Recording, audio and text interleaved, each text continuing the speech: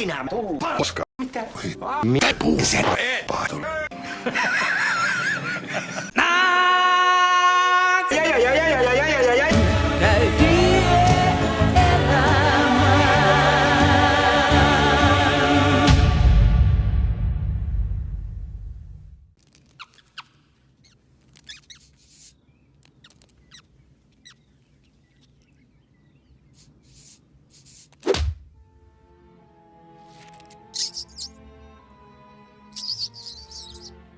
On. Se on niin väärin. Mua ärsyttää vaan tommonen. Mä haluaisin olla kunnias, mutta ei. Ja tänään meillä on ruokana. Joo. Eikö äitisi ole kieltänyt leikkimästä ruoan kanssa? Mitä nyt taas? Tulin ilmoittamaan, että kuningas Mufasa on tulossa, joten paras keksiä selitys poissaolollesi. Nyt. Ruokani lähtee täältä pois, kun se riehut. No. Katos. Herra, johtaja vaan sanoo, miten voin palvella. Arabia, minä emme nähneet sinua Simban juhlissa. Ai jaa. Todella vihoillani. Mä unohdin ihan kokonaan.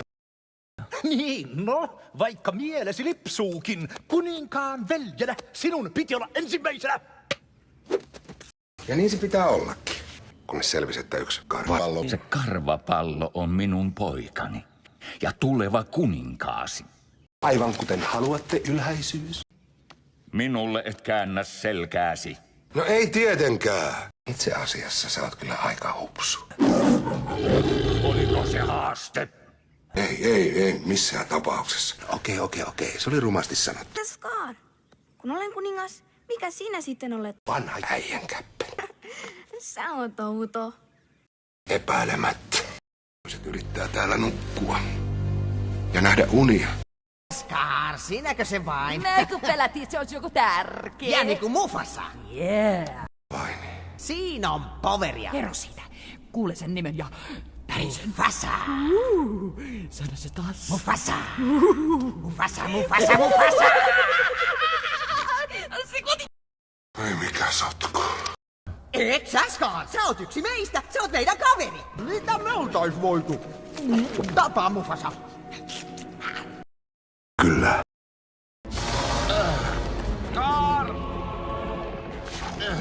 Veli, auta minua.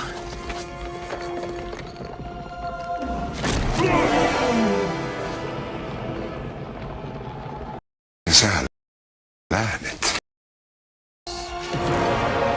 Terve meno vaan!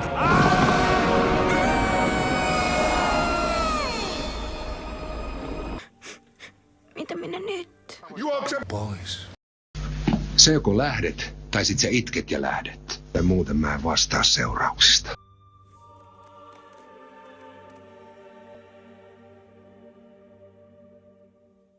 Tappaa.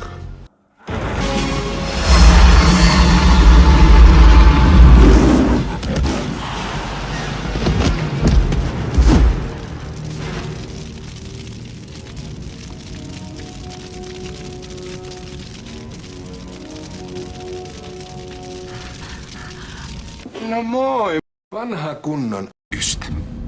Ystävät. Eikö sä just sanonut meitä vihollisiksi? Yeah.